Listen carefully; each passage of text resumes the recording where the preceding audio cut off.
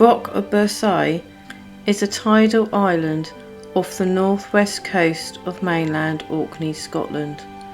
An island where no man now lives, but that always hasn't been the case. For here we have layers of history that include Pictish, Norse and medieval influences. The earliest settlement on the island is thought to have been in the 6th century, perhaps by Christian ministries. In the 7th and 8th century it was a significant Pictish fortress. An important Pictish carved stone was found in pieces during site clearance. The main stone is now in Edinburgh, but there is a replica on site, showing 3 figures and some additional Pictish symbols. It is not known what the subject of the carving is, but it is likely shows Picts as they wished to be perceived. This early 8th century slab shows 3 Picts dressed in long robes and bearing spears, swords and square shields. Above the figures are part of 4 Pictish symbols.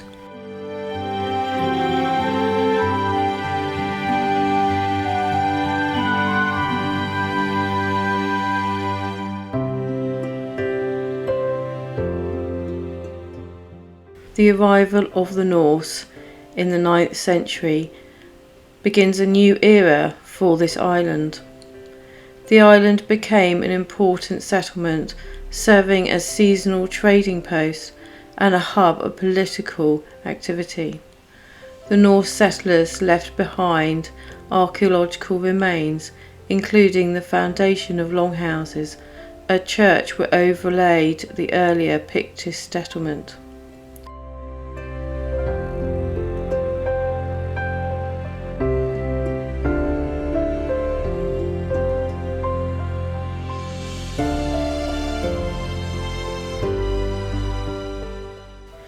Kirkwall, which is now the largest town and centre of Orkney Islands, but it seems before this town became the centre of power in the 12th century.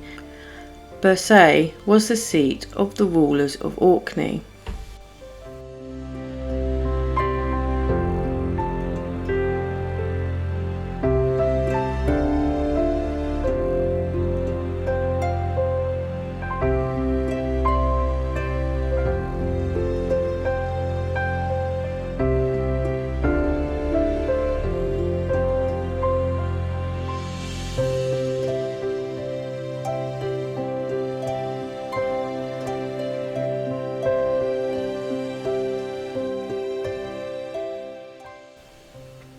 Here we have the main residence of the Earl of Orkney, Thorfinn the Mighty.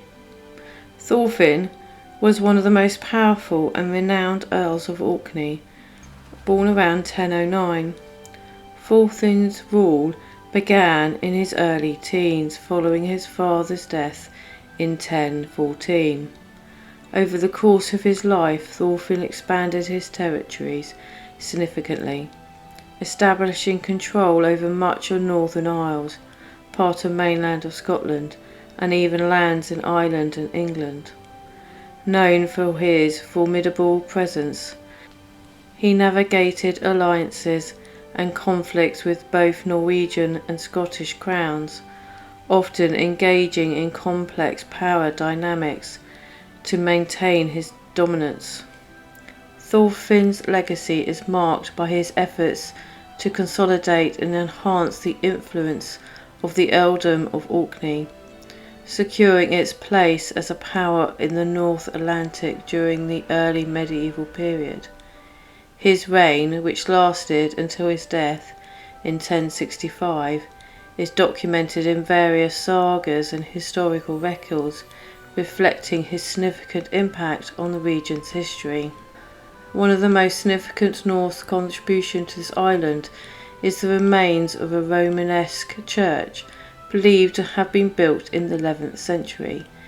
This church, with its stone walls and simple rectangular plan, emphasizes the Norse adoption of Christian practices.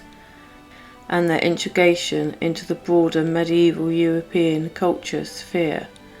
The cemetery adjacent to the church contains several Norse graves, some marked with simple stone slabs.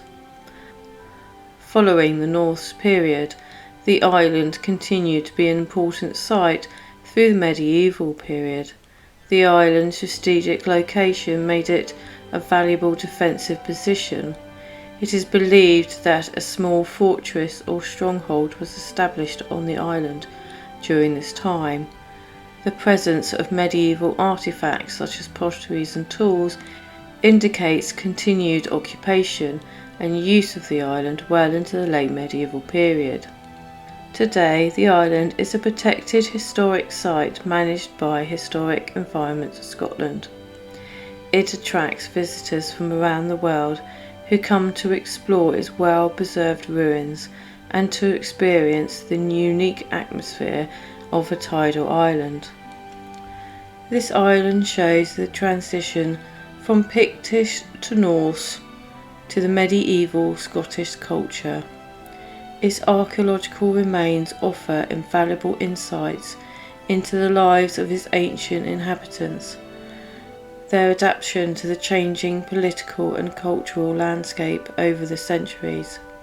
The island's continued preservation and study promises to reveal even more about Scotland's distant past, making this island a vital link in the chain of human history in the North Atlantic. As we bid farewell to this beautiful island and return to the mainland, we are reminded of the timeless beauty and profound historical significance of this remote island.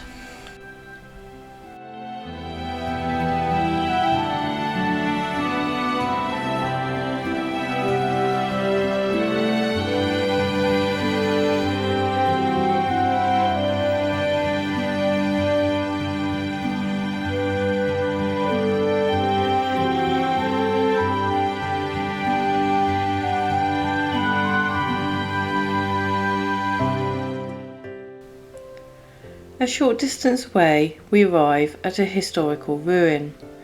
The Earl's palace was commissioned by Robert Stewart, 1st Earl of Orkney. Robert was a prominent Scottish nobleman, notable for his political acumen and royal connections. Born as the illegitimate son of King James V of Scotland, he was half-brother to Mary, Queen of Scots. This royal connection saw Robert rise in the Scottish nobility. In 1564, Mary granted him the title of Earl of Orkney, giving him a power base of the Northern Isles. Robert was marked by his efforts to consolidate his control over Orkney and Shetland, often through harsh and oppressive measures. Despite his controversial methods, he played a significant role in the politics of Scotland during a period marked by religious and civil strife.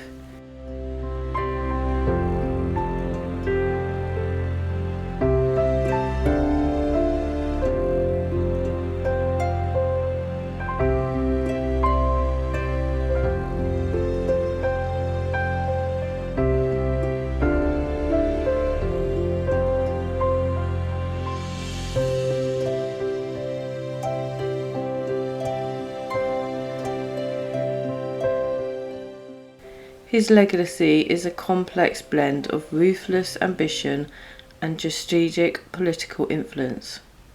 Here, Robert sought to cement his authority and display his wealth through the construction of this impressive residence.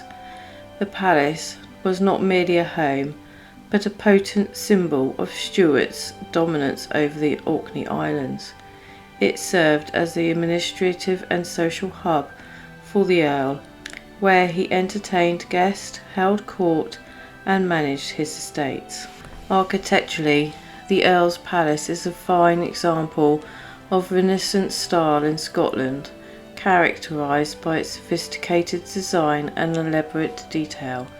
The layout of the palace includes a central courtyard surrounded by various halls and chambers. The Great Hall, the centrepiece of the palace, was used for hosting banquets and conducting official business. Its large windows and grand fireplace and high ceilings amplifies the era's elegancy and the desire to create impressive public spaces.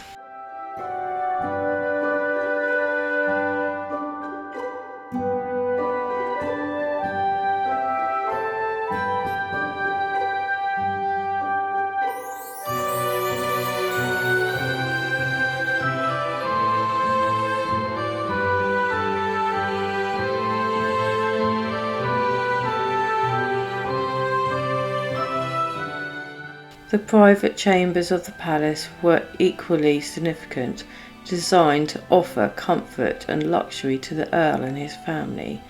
These rooms include spacious bedrooms, living rooms and servants' quarters, highlighting the social structure of the time. The use of imported materials and craftsmanship in the palace construction further underscores the wealth and connection of the Stuart family. How full of life this ruined palace must have been. The echo of laughter and music must have filled the grand halls, where now only the wind whispers through the area. Once bustling with gatherers and royal banquets, the corridors would have witnessed countless moments of joy and sorrow, triumph and defeat. Now the splendour has faded, leaving behind silent walls that still seem to hum with the faint memories of the vibrant past.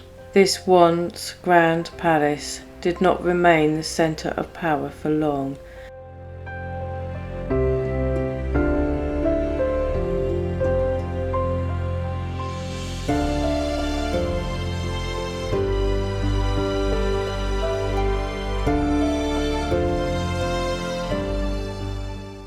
The downfall of the Stuart Earls in the early 17th century led to the abandonment of the palace.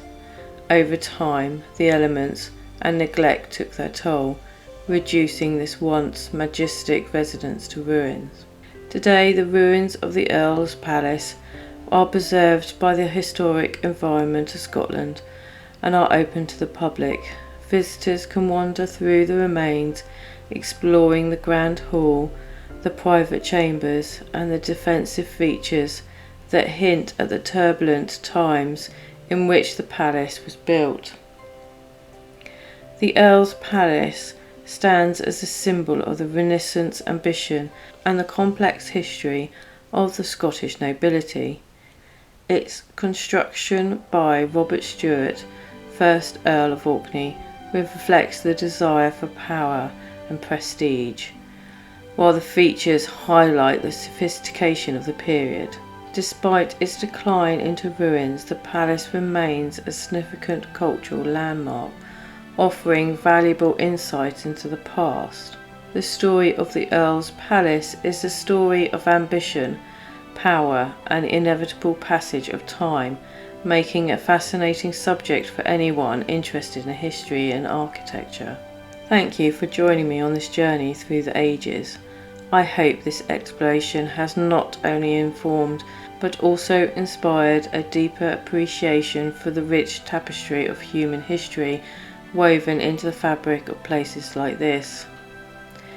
Let the visit be a reminder of the importance of preserving our heritage and understanding the stories that have shaped our present. As we continue with our travels and discoveries, let us carry with us the sense of wonder and respect for those who came before us.